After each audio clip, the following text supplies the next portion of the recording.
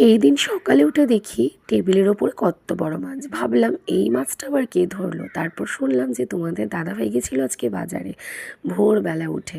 আর তোমাদের দাদাভাই বাজারে যাওয়া মানে ধরে আনতে বলে অনেক কিছু বেঁধে নিয়ে চলে আসে। তারপরে কর্তামশাই চলে গেল কাজে, তো আমাকে ওখান থেকে বসে পাঠালো এই ভিডিওটা। তো ভাবলাম কি জানি ব্যাংক কি পাঠিয়েছে, ধুলো পড়া গাড়ি। তো প্রথমে তো বুঝতে পারিনি, তারপর দেখলাম যে না, আমার জন্য সারপ্রাইজ গিফট কিনেছে। কিছুদিন বাদেই আমাদের অ্যানিভার্সারি, তো তাই জন্য আমাকে ট্রাইপড গিফট করবে, তাই জন্য আমার জন্য ওটা কিনছিল।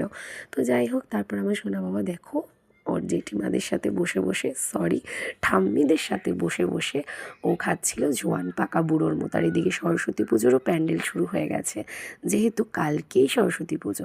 তারপর বাড়িতে এসে দেখি মা বানিয়েছে আমার পছন্দের চষি পিঠে। তো তারপরে এই যে দেখো, তারপরে তো ননদিনীর বাড়িতে ছিলাম।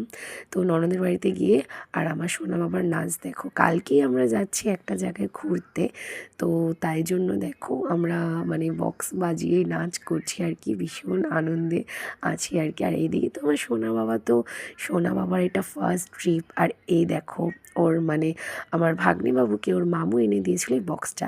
আর এদিকে টিঙ্কাদা চলে এসেছিলো, রিঙ্কি বৌদি চলে এসেছিলো। কালকে আমরা এই 3টে ফ্যামিলি মিলে যাচ্ছি একটা জায়গায় ঘুরতে। তো সেটা তোমরা পরের ব্লগেই দেখতে পারবে খুব শিগগিরই। আর এই দিকে আমার সোনা বাবার আনন্দটা তোমরা দেখো, নাচতে মানে নেচেই যাচ্ছে, তো নেচেই যাচ্ছে, ও নিজের মনে নেচে যাচ্ছে। গান চালিয়েছিলাম আর নিজের মনে নাচ করছে। তো আমরা কোথায় যাচ্ছি তো সেটা দেখার জন্য অবশ্যই আমার ব্লগে থেকো, তোমরা আমাকে সাপোর্ট করো। তোমাদের সাথে ব্লগগুলো শেয়ার করতে করতে অনেকটাই দেরি হয়ে যায়, প্লিজ তোমরা একটু ম্যানেজ করে নিও।